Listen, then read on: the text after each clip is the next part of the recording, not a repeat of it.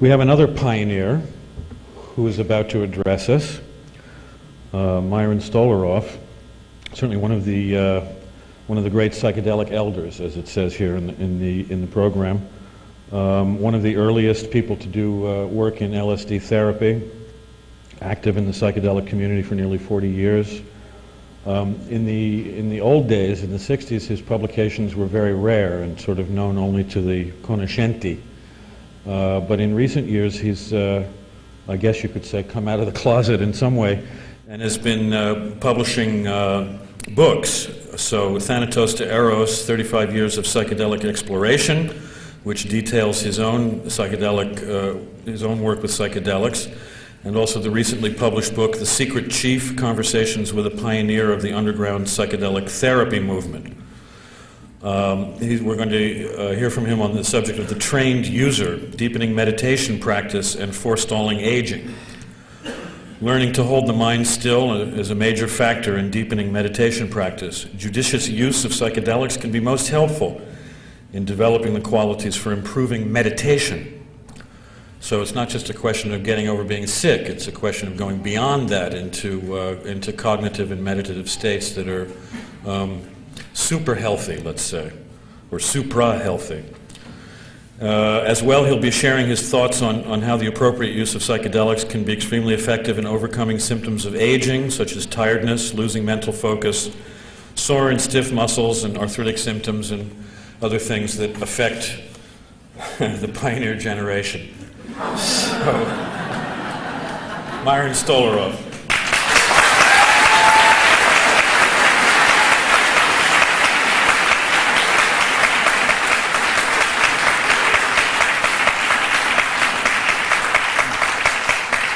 Thank you for that introduction, and I can't tell you how excited I am to be here.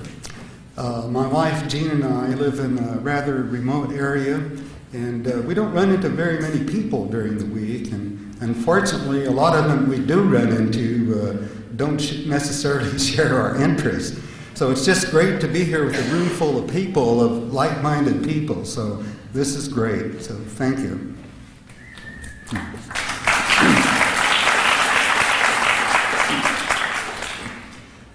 To me, one of the really great mysteries of our time is how we can have something as valuable as psychedelics and yet have our government and the public at large have such an absolutely twisted view of it.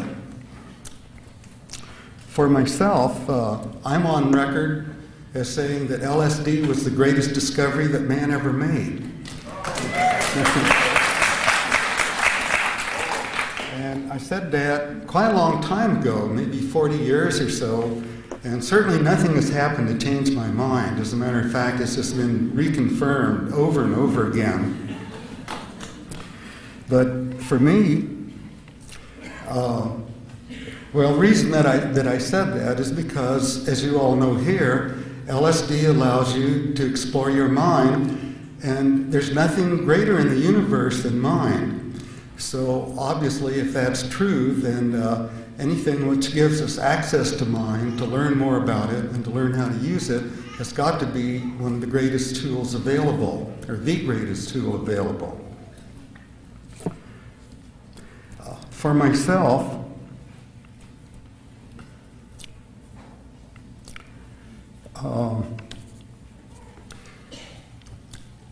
one of the main things that I found, I came into this world with a very, very painful birth experience, and I think I resented that for decades. It took me an awful long time to get over the resentment of having to come through in all that pain.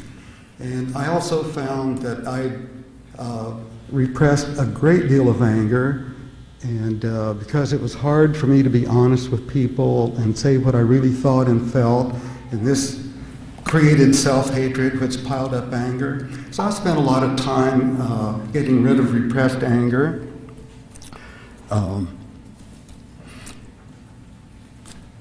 It took me a long time to really genuinely listen to other people because I was wrapped up in myself and wrapped up in my head most of the time.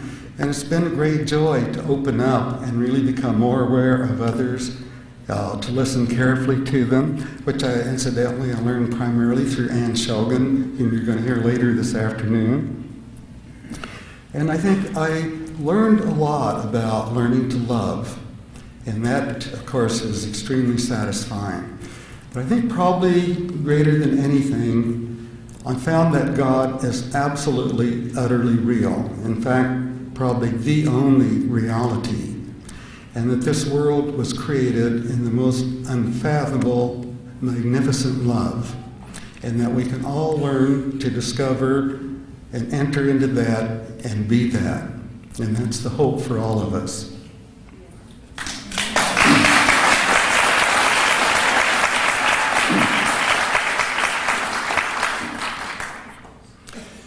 Now, there are a lot of reasons why psychedelics are so controversial, and I never tire of thinking about it or discussing it with other people. And you heard a lot about it this morning. Both speakers this morning pointed out a number of reasons. And I'm just going to mention three here right now. In Western civilization, I think there isn't any question that science is God, and most people follow our scientists. And unfortunately, our mainstream scientists decided quite some time ago that if you couldn't measure it, it wasn't science. So this has left out a great deal of things that are really very important, like consciousness, awareness, feeling, and even spirit. And psychedelics, as probably most of you in this room know, open the door to discovering all of those things in greater depth and with greater understanding. But we humans are sort of queer in some ways, you know. We learn things and we get invested in them, and then our status depends on them. So we don't like to give them up for other things that come along. And in fact, the other things that come along are sometimes seen as quite threatening. So this reductionist, materialistic approach, I think, is highly responsible for the lack of understanding of psychedelics among scientists, many of our mainstream scientists anyway, and some of our government officials. But one of the wonders is, of course, is that psychedelics do open up all of these areas for greater understanding.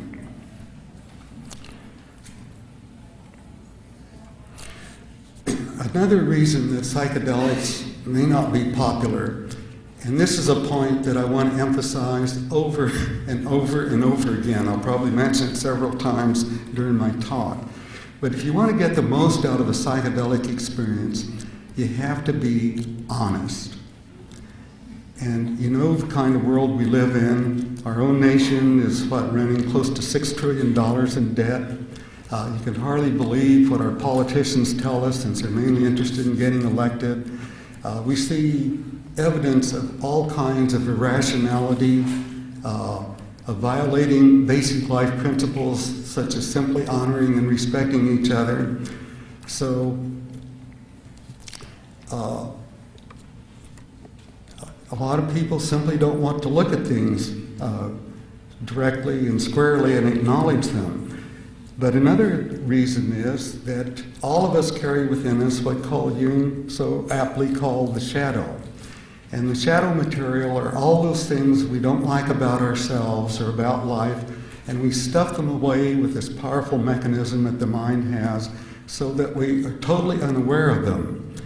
And in a good psychedelic experience, and I'll go into a little bit more detail on this a little later, psychedelics do open up the unconscious mind, and our shadow material begins to be revealed.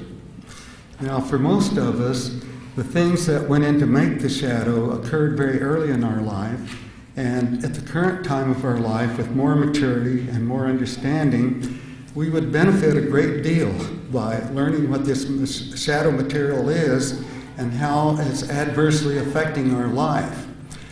But a lot of it is painful. A lot of it shows that the way that we are functioning is wrong, and we don't welcome it.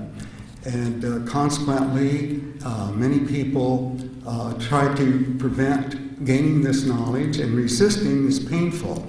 And the more you resist in a psychedelic experience, again, I'm sure most of you know, it gets more and more uncomfortable. And it can even be so bad with some people that they go into psychotic reactions to avoid looking at the material that's coming up. And this is what led to our medical profession doing these things, psychotomimetics.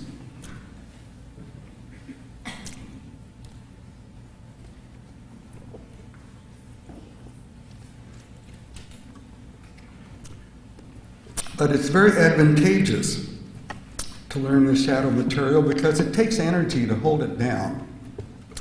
And if you let it surface and you resolve it, you free that energy and you have more energy available for life. You find that also as you release the burden of this repressed material, you have more access to your real resources, your awareness grows, your creativity grows. So there's a great deal of merit in doing this. So it's very helpful if you can be honest and let the experience flow. The third thing that I'm going to talk about is the reason for the controversy. There's a lot of our mainstream scientists and other people are very fixed in the allopathic view of medicine. And they tend to look at psychedelics as a drug that does something to you. It produces weird visions, it produces bright lights, or God only knows what, but somehow the drug is doing this. And again, those of you who understand these things know that that's not an appropriate way to look at them at all. What psychedelics do, they're openers, and they are facilitators. And they allow us to do a lot of these things. So consequently, at least I don't claim to be a scholar, and there's a lot of material that I haven't read, but I have not noticed anywhere in the literature that there is a concept of the trained user. Because if these are openers and facilitators, it seems very logical that you should be able to learn how to use them more and more effectively, learn more and more about using them, and consequently become more and more skilled and become a trained user. So one of my personal objectives is to try to get this concept into the literature, to get people to recognize these things more for what they are. So a lot of what I'm going to say is going to talk about what is a trained user and how do you become one. But before I do that, just so we're all on common ground, I'm going to describe a little bit about what psychedelics do. I hope this isn't boring to you because I think most of you know most of this already. And from the little I've seen so far, I'm sure there are a lot of you that have explored with a much greater range and much greater depth than I. But I will go over this just as a way of sort of pulling our minds together so we can focus on the same things as I bring up certain issues. But one of the things that psychedelics do, it has a way of dissolving mindsets.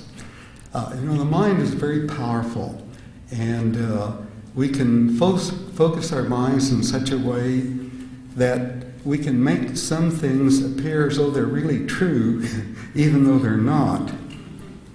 And hypnotism is a very good example of what can be done with the mind, and I like to quote from Charles Tart's book, Waking Up, where he claims we're all in a state of mass hypnosis. And which I think is pretty true. And one of the examples he gives of with a good hypnotic subject that you can take a rag and soak it with ammonia, and you can tell the subject that he's going to put this up to your nose and you can inhale deeply, but you won't smell anything. So he does this, the person inhales deeply, and sure enough, he doesn't smell anything. If you or I did it would just burn the hell out of our nose and lungs. It'd be a very painful experience. But sometimes we forget, I think, from these examples of hypnotism, just how powerful the mind is. So psychedelics can dissolve these kinds of mindsets.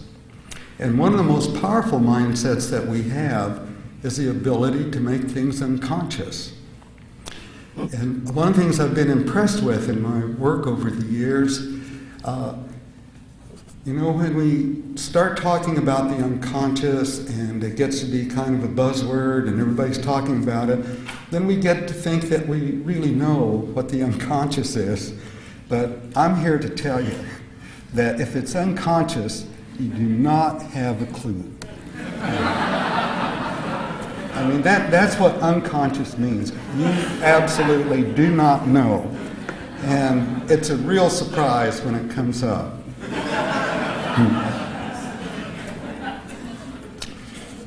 And so this, again, just reviewing a large range of experience, and this involves some 35 years of exploration, both with myself and people that I know closely, and research subjects, and with a wide range of materials.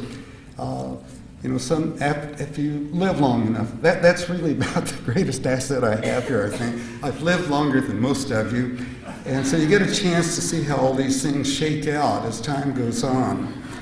And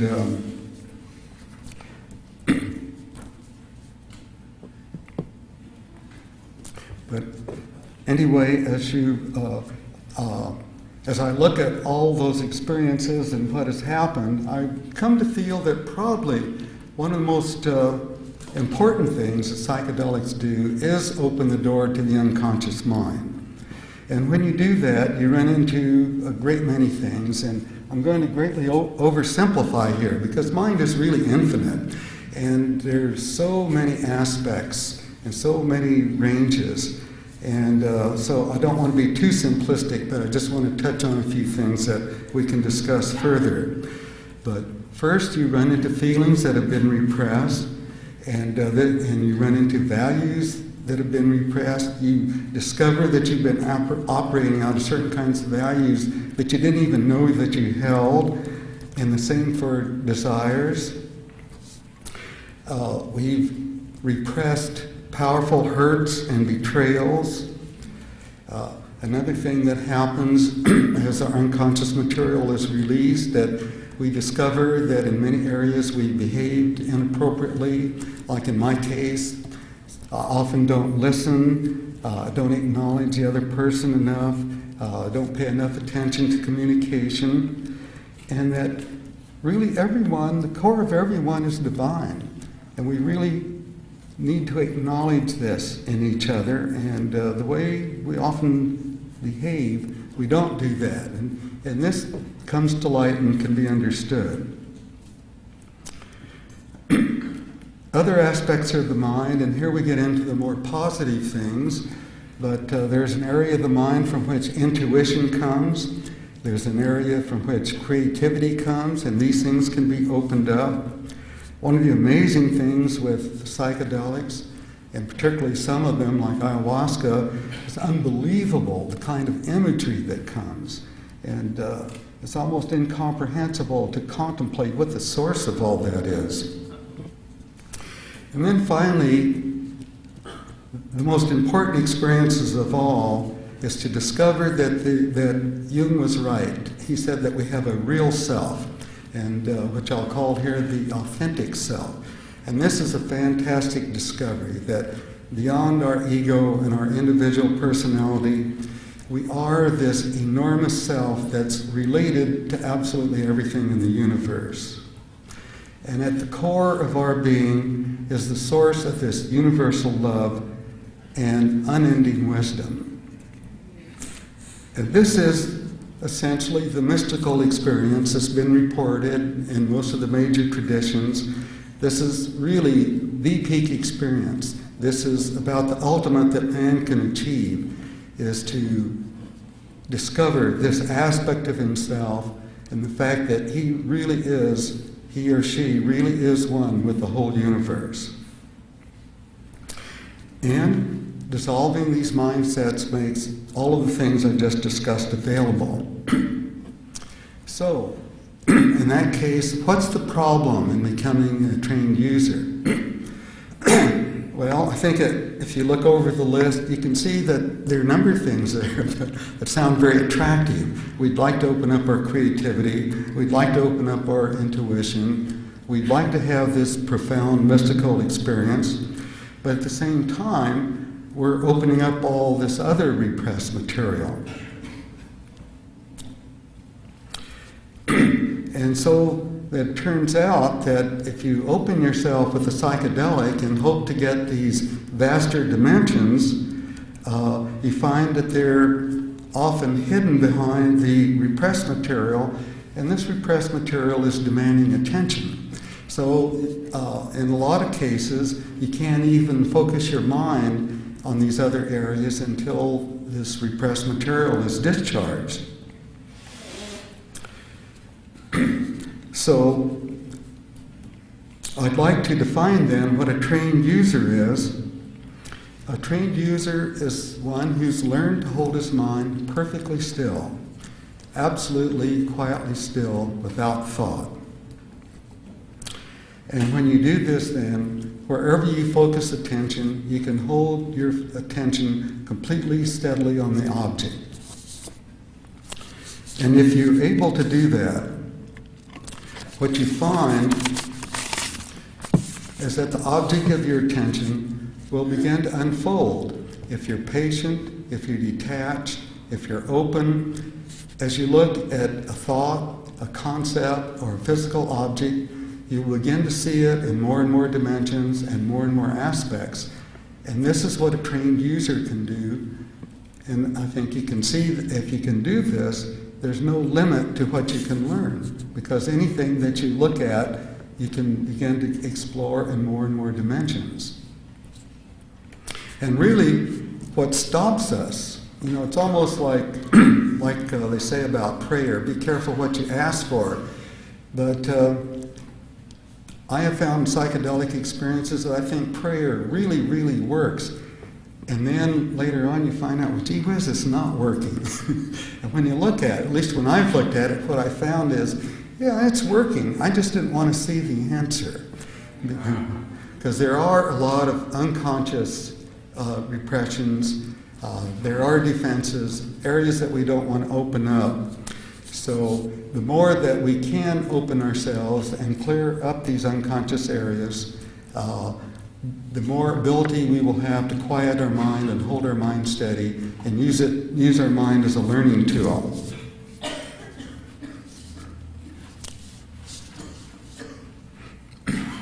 Now, as you go through this process, if you agree that you want to have the experience of just simply releasing to the experience and discharging this material and taking what comes, you go through stage of progressions, and I think this was beautifully written by Willis Harman in a paper that we wrote in 1962, The Psychedelic Experience, a New Concept in Psychotherapy. And he described 3 stages. The first stage is the evasive stage.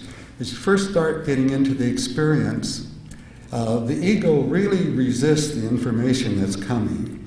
And depending on how invested you are in maintaining the self-image you've created, the more you hold on to it, the more uncomfortable it is as new material tries to insert itself. And people can experience nausea, people can experience muscular discomfort. The imagery can be very peculiar, plastic tubes and things, and drawings that don't seem to have any particular meaning or anything.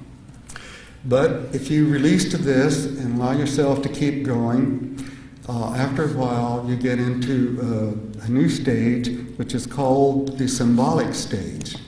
Now, I'm not saying that you're going to go through all these 3 stages in a single experience, but if you're committed to this work and you want to continue, if you want to continue, you will eventually progress through these 3 stages.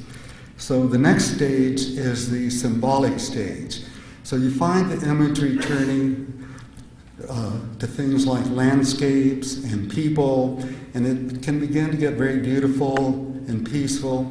But you begin to notice that as you watch the people and what they're doing in their activities, you begin to see yourself in all these different situations. You begin to find out that you're learning a great deal about yourself because you're seeing a lot of your inner self projected out there in the symbolic imagery.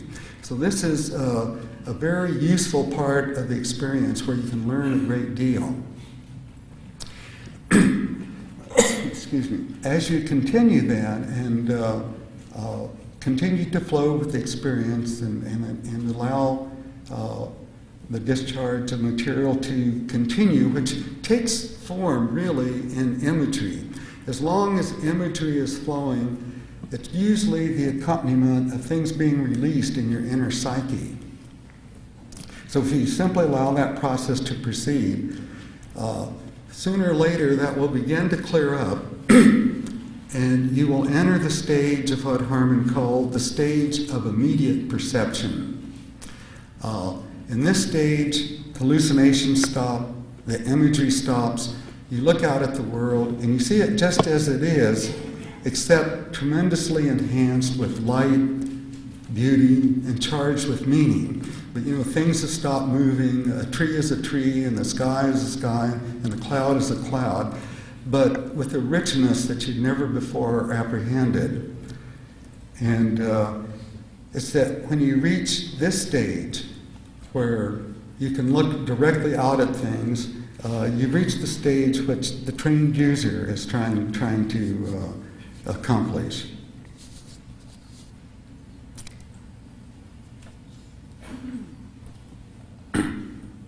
Now, there's several other things besides just simply releasing to the experiences I've described.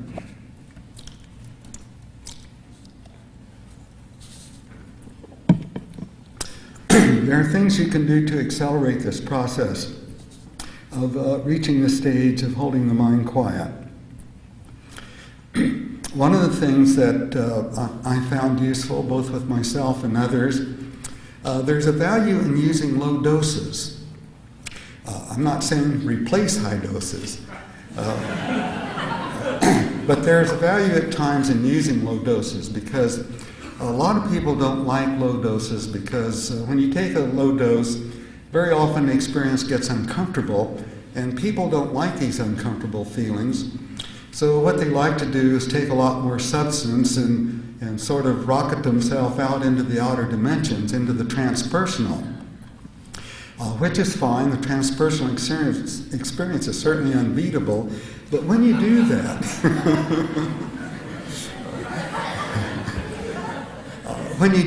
after you come back, it turns out that with a lot of us, the experience fades, and you're still stuck with these same old things that you vaulted over. And one way to deal with that is to take lower doses.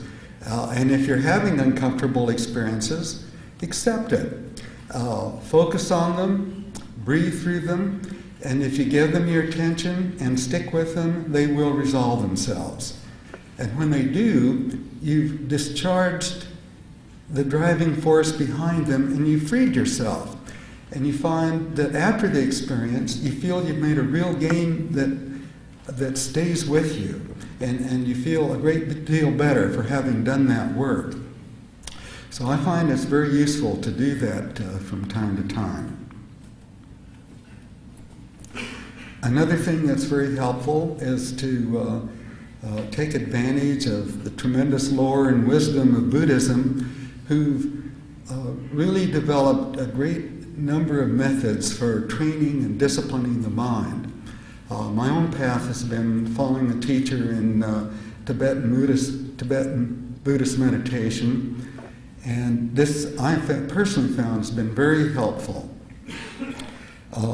There are a number of practices that are used, but one of the best for developing mental stability is pure and simple breath awareness, by simply holding your attention on the breath. And the technique that worked best for me and for a number of people who were sharing the same retreats is just simply focusing on the nostrils and becoming aware of the air moving in through the nostrils. Try to feel the passage of air. Try to feel the air moving over your lips, and just keeping your focus of attention there, and the same on the out-breath. And it's a very simple exercise. It sounds boring, but it has a rich payoff. You'll find as you're doing this, especially if you're a novice, that it's very difficult to hold your attention there and not have thoughts go through your mind, but you simply acknowledge them and dismiss them, and as soon as you can, get back to focusing on the breath. And you'll find that when you've been able to do this for 10 or 15 minutes steady, you begin to find an inner peace developing. And as this continues, it will in time grow to euphoria, and in time it will even grow to bliss. The fact that you've been able to hold the mind steady means that you have developed stability, and when you develop stability, that opens the road to clarity. And the same kind of clarity I'm talking about when you can focus under a psychedelic on an object and hold your attention on it and have it reveal itself.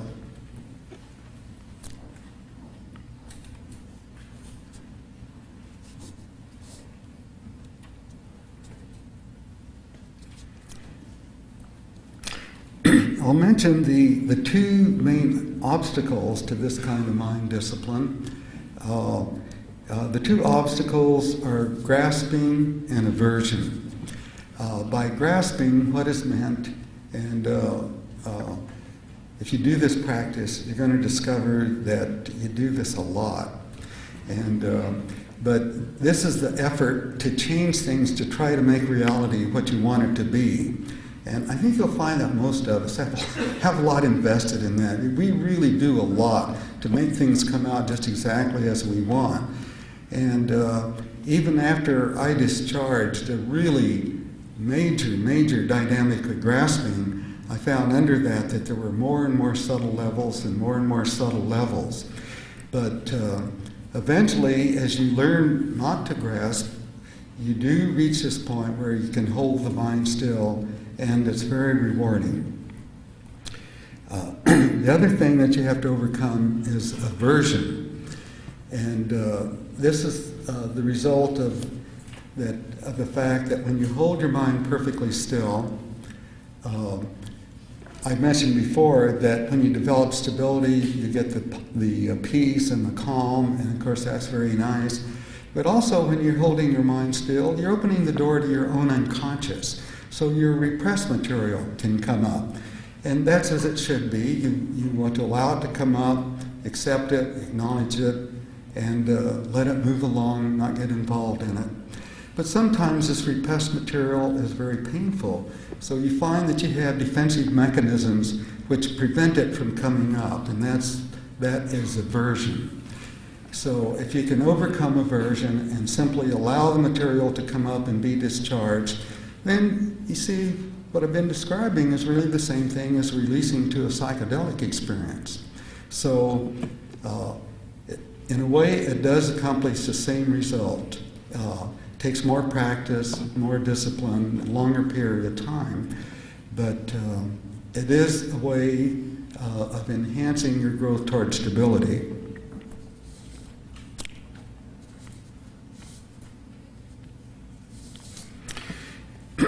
Now, if you really do develop stability, you will be able to hold your mind perfectly still.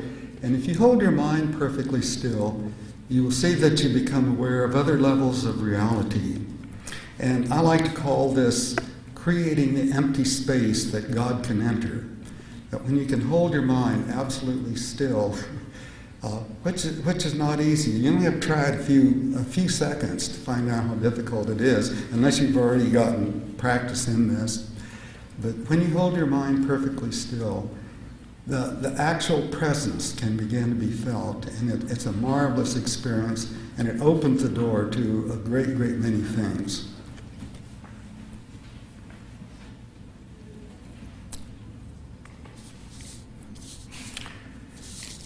So that's the trained user and some of the key ways of getting there. And now I'd like to talk a little bit about deepening and developing your meditation practice if this is something that you're interested in. And I've already mentioned that this is an important discipline for developing mental stability. And what you find is as you develop mental stability, your psychedelic experiences become more and more rewarding because you're able to stay focused on the things that are really important to contribute the most to your psychedelic experience. On the other hand, the use of psychedelics in an appropriate manner is very, very useful to accelerating and deepening the practice of meditation.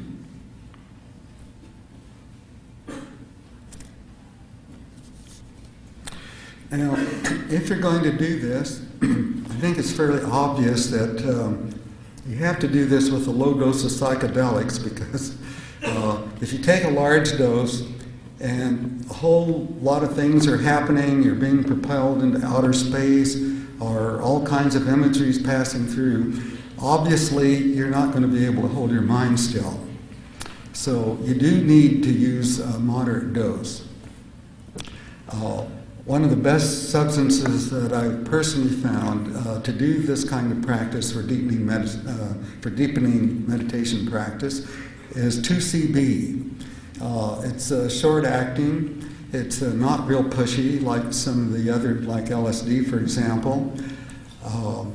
And somehow it, this is purely subjective. I don't have any real way to know that it's true, but it seems like it really leaves you in a better place at the end of the day. But others work. If you're going to use LSD, I'd say the dose level should be about 25 to 50 micrograms, depending on how much it takes for you to get a full-blown experience. 2CT2, 2CT7 are excellent vehicles. I have spent a lot of time with the phenethylamines, like them very much, find them very useful. They're not as pushy as LSD, and so they lend themselves well to this kind of practice. They're about 10 milligrams, I think, would be an appropriate dose. Now, here's the advantages of practicing meditation while under the influence. First of all, there is some opening, and you will notice that as the psychedelic takes effect, that your awareness does grow and you become more and more aware of what's happening. And if you're practicing meditation, you can begin to see that there are very subtle things that you do that either interfere with the practice, interfere with deepening it, or else accelerate the practice and make it more rewarding. So you're just opening up a dimension of more being able to be more aware of the different things you're doing within yourself that affect the meditation practice. So it helps you learn more rapidly the more appropriate things to do, sort of like learning biofeedback.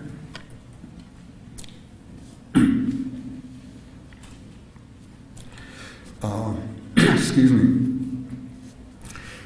One of the other advantages of using a low dose of psychedelic, the fact that it is doing some releasing, is bringing more material into awareness, and it makes it harder to hold your focus.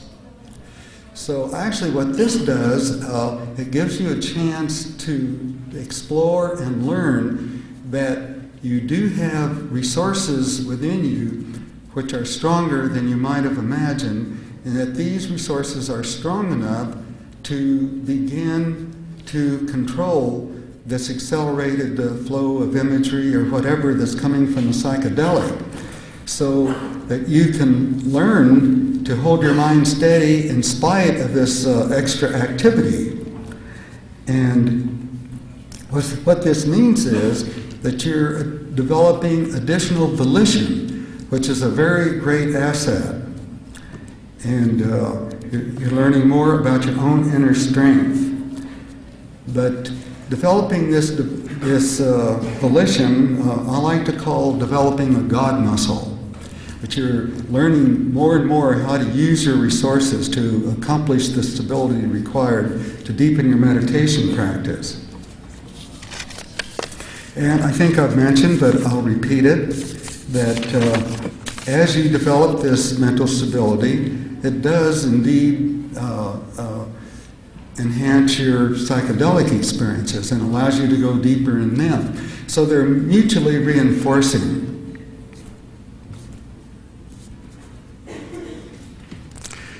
And one of the advantages of learning to deepen your meditation with psychedelics in this way is you find that there is a great carryover, that when you deepen the experience while you're under the influence, that you can reach just about the same proficiency in your ordinary practice. So it's almost like making a step function increase in your effectiveness in carrying out the practice.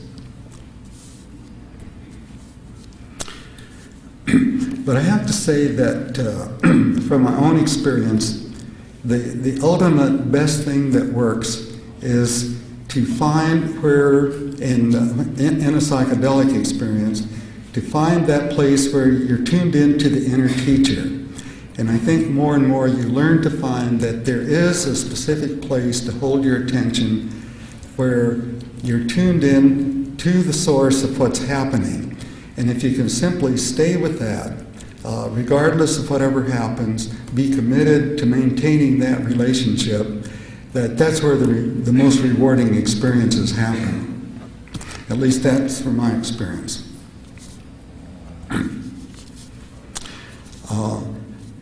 Now I'd like to say a few words about forestalling aging. I'm 77 years old, and I'm here to tell you that there are a lot of things about getting old that are not very comfortable. The things that bother me the most, I find that I get tired more easily, that mental activity dulls off. I like to exercise and climb mountains, but I find my muscles are much more sore and stiff. And I find arthritic symptoms develop. And there are ways that you can help these things. One of the things comes from the way you lead your life. And I find that honesty and responsibility are a great help, because a lot of things that make me tired are sort of what I guess Erhard Werner would call uncompleted cycles. You decide that you're going to do certain things, and then you don't do them. And I find in me that sort of hangs as a psychic weight, and that when you finally get around and do them, that weight is removed. So it's another way of being honest, really, is to carry out your intentions. In my life, exercise is extremely important, and I think we're blessed to live near the mountains. I find climbing up into the mountains extremely rewarding, both for the physical beauty, but also for the effect on the body. And I have a lot of friends who are always telling me about all kinds of nutriments. Gosh, there are things that are really, really helpful. But I want to tell you that the thing that helps more than anything is a good psychedelic experience.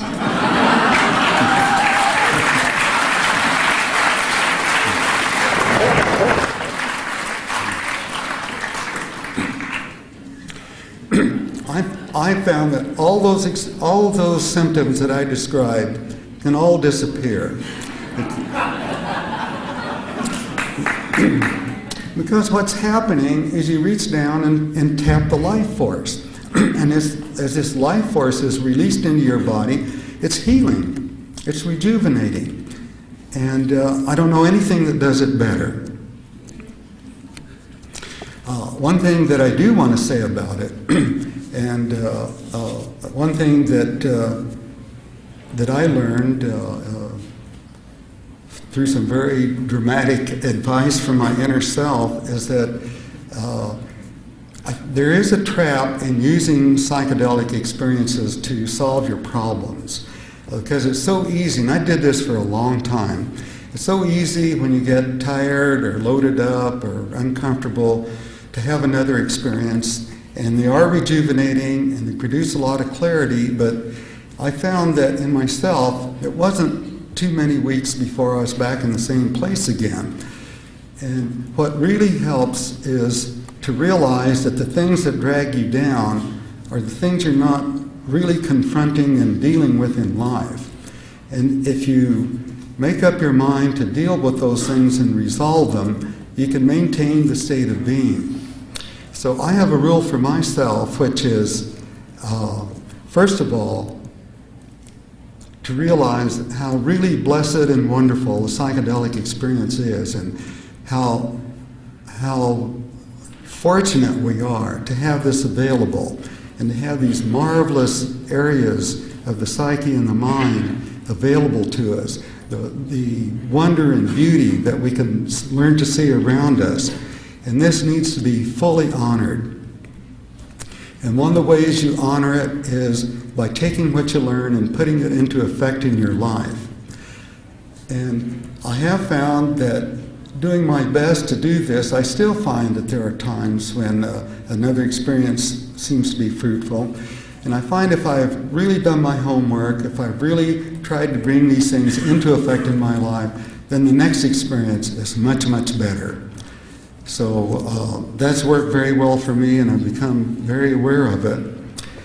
And it's also true that as you deepen your meditation, you find that you're doing the same thing. You're tapping that inner core. You're tapping the inner light. It is rejuvenating. It is healing. And after a while, you find that more and more you can replicate what's going on with psychedelics with your meditation practice. And it's extremely rewarding because there's a wonderful feeling that comes with that. Because somehow it feels to me like it's more mine. That I've done this, it feels good, I'm able to stay there. And furthermore, I've learned when things do get bad or uncomfortable, I've learned more how to deal with it on the spot and not have to turn to an experience to resolve it. And I found that very satisfying. So I hope that this has been helpful, and I wish you well in your own explorations. And I hope that we can meet in the kingdom of God, where the experience is fantastic love and incredible beauty and the oneness that we all share. So, thank you.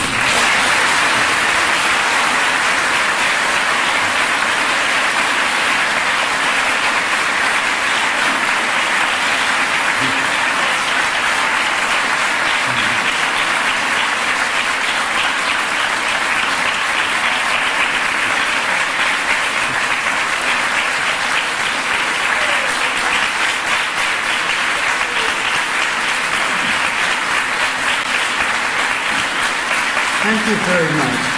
Thank you. Thank you. There is a little time. There is a little time for questions, and I really love answering questions more than talking, so yes. I just want to say thank you. Thank you. Everything you said, including, back in the 60s when I had the great high doses, and then I kind of let it go, and involved Tibetan meditation and Vipassana on and off for 25 years. I just recently started with this low dose thing, and you're absolutely right. I was in a 10-day Vipassana, totally silent retreat, and about the 7th day I took 50 milligrams of MDMA. And I learned from psychedelics, I learned about it. I've taught how to meditate. When I'm in my meditation, I learned how to work with the psychedelics. I just thank you very much for saying yes to what I discovered. Thank you very much for confirming it, because one of the tragedies of our time with our drug laws, you can't carry on more research.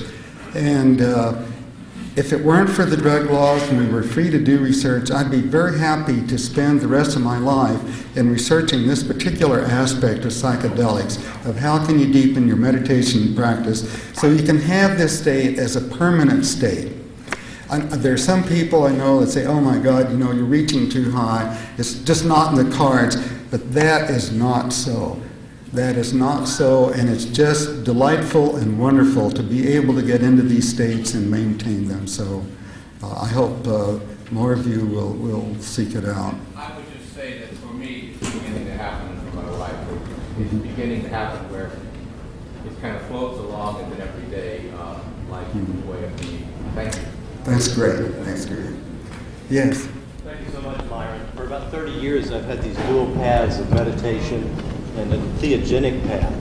And it's a never-ending discovery.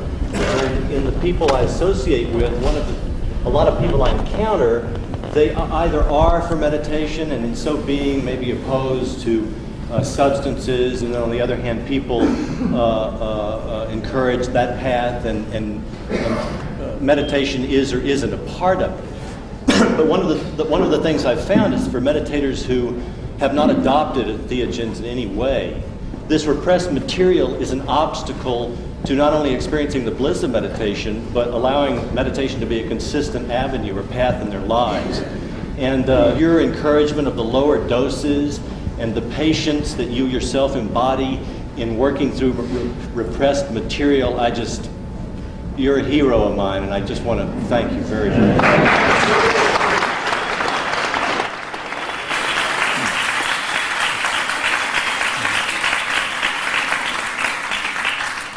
Gosh, I don't know how much of this I can take. Thank you very much. But while you brought up that subject, one of the things that really moved me was in the fall issue 1996 of the Tibetan, not the Tibetan, but the Buddhist magazine Tricycle. Many of you may know they devoted that issue to psychedelics, and the responses were all over the map. There were a number of people that found psychedelics very helpful. There are others that thought that it was absolutely destructive of their practice and had no use whatever. And I really couldn't sit still with that. So I've written a paper, and the Journal of Humanistic Psychology, I think, is accepting it. It's accepted, current to accepting the revisions that they've asked for and that I've made. But unfortunately, it'll take about a year before that appears. But I deal a lot with this issue that you brought up, because it's sad that just because people find a path, they have to reject other paths. And God, if there's anything we know from psychedelics, that there are so many paths, and every individual is different, and every individual needs to find his own path, the one, and this is, the Buddha says this, that ultimately, no matter what you practice, ultimately you have to be guided by your own intuition, and that's what really counts. Yes? Sorry, can you tell us about your new book? Thank you. I'd like to. Well, I have to thank Ann and Sasha Shogun for this, for pointing it out that there was a gentleman who had done a great deal of work with psychedelic therapy and had developed a lot of new techniques and processes. And they knew that I was struggling to be a writer and looking for good things to write about, and they suggested that I write about him. So my wife Jean and I arranged to interview him, and he's a remarkable human being, one of the most lovable human beings I've ever met. And we had the good fortune to spend a lot of time with him, and he told us how he got started in the work, how he learned how to have subjects have good experiences. I think one of the things in the book that I've just got to share, because this really impressed me, in the course of our discussion, he said that in time, many people had come to him that had had a large number of psychedelic experiences. Some of them had had 300, some as many as 500 experiences. And he said, to a man, they said that after they had their experience with him, they said, I never had an LSD experience before. So I think that gives you an idea of the person that he was and the effectiveness of his methods. He worked with a lot of different substances, found the ones that worked best. He developed the best way of doing a trip with an individual, and then he found it was very helpful to have groups share experiences, and there were a lot of things that had to be worked out to make that the most efficacious. So all of these things are covered in the book. And also tried to help a little bit by mentioning resources in the end of the book.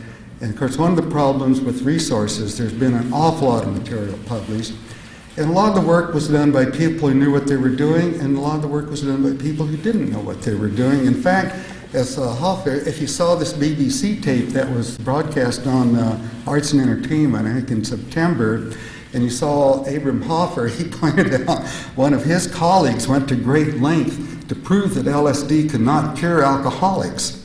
So this is what you contend with, so I hope some of the guidelines there are helpful in evaluating the literature. Yes? Can you talk more about 2CB? How's that again? Can you talk more about 2CB? Who invented it, how old it is, what are some I of the... refer you to that marvelous book, T-Call, by the Shulgins, and there's a chapter on it. And of course, as he did with all of the substances that he developed, there are 179 formulas that are described in detail in the back of the book. And with each one, there's a summary of the results that were obtained with that particular substance. And in my book, Thanatos to Eros, the first book that I wrote, I also have a chapter on 2CB, and you might go to those sources and find more information. Yes? I have a question. I really respect you sharing with us your wisdom and your long experience. And my question has to do with something analogous to psychotherapy, and that some people benefit from a more meditative approach to psychotherapy at times. Other people benefit from a more ecstatic or more Apollonian or Dionysian approach to psychotherapy. And that in terms of psychedelics, the same might be true, that there might be a multi-spectrum approach, a variety of different approaches that might be suitable for particular people or for the same person at particular times in their life. And that a purely meditative approach might be entirely fine for a person throughout that person's lifespan, or it might also be the case that for that same person, or for a number of people, some other approaches might also be beneficial.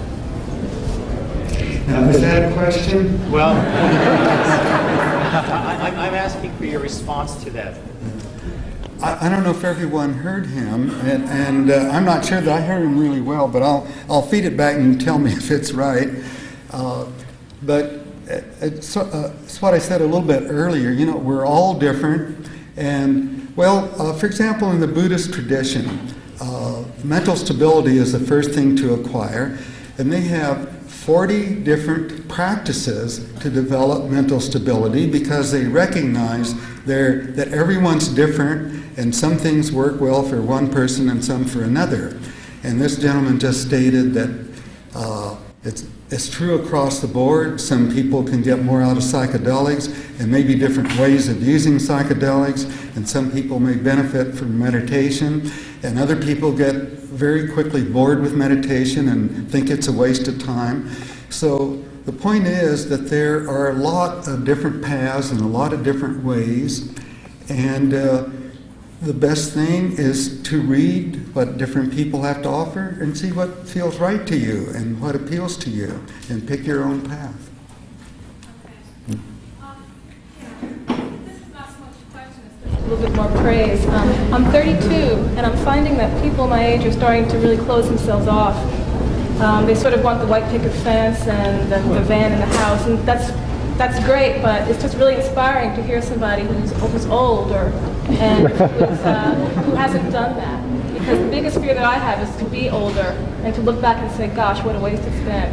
And so it's really great to see someone who's, sort of gone in the opposite direction from what I see as the standard here in America. Thank you. Thank you.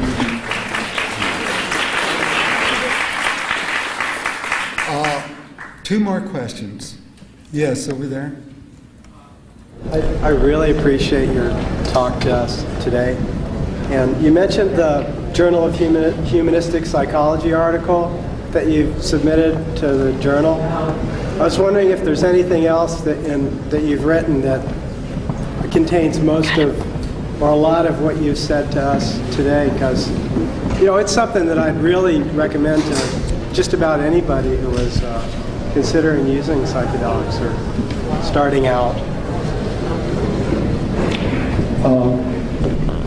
There is a lot in that Journal of Humanistic Psychology, but at the same time, there's a lot that I thought about in preparation for this particular talk. A lot of what I said about the trained user I haven't written before, although I've mentioned it. I mentioned it in an article that I wrote for Gnosis Magazine, the issue winter 1993, using psychedelics wisely. I feel that that's probably my best statement in a short period of time. I've tried to cover most of these points, but if Sasha gets his way, I'm going to have to get busy and write up more of this stuff. I was hoping I was getting old enough to retire more, but I don't think he's going to let me.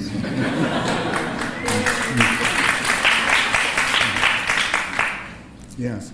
Could you say something about how a beginner in psychedelics would find a guide, a therapist, someone to train them as a user? How does a trainer That's a difficult question because of the status of the law.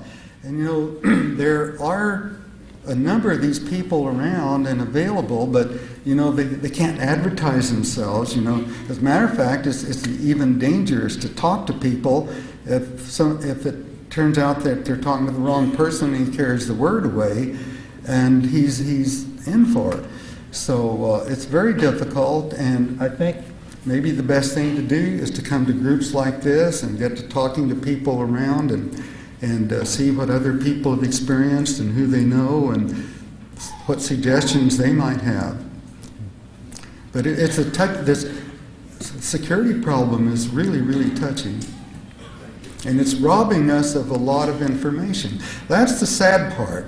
I don't think it's cut down use very much, but what it has done is enormously increase ignorant use, because the information isn't available to the people who really like to explore these things.